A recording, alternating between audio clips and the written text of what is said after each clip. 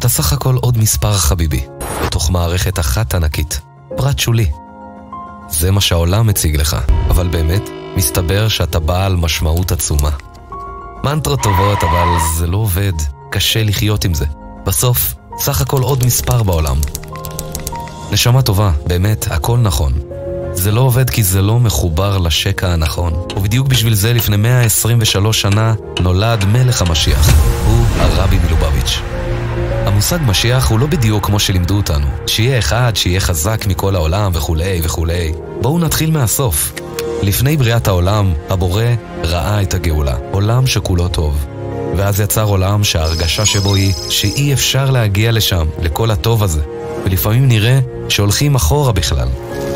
ובכל זאת נתן לנו את העבודה לקחת את העולם לשם, רק שלא ברורה הדרך.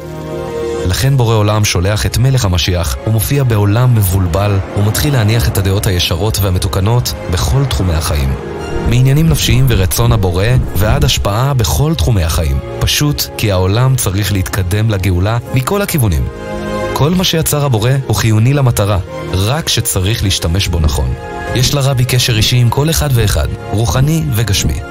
כל נשמות ישראל קשורות לרבי, וגם באופן אישי הרבי מתעניין, מייעץ, מתרגש, מנחם, כואב, מברך, מדריך, מעצים.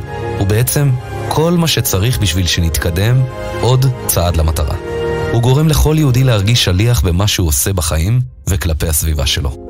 מסתבר שהמשיח הגיע בשבילי, לגרום לי לחיות כשליח.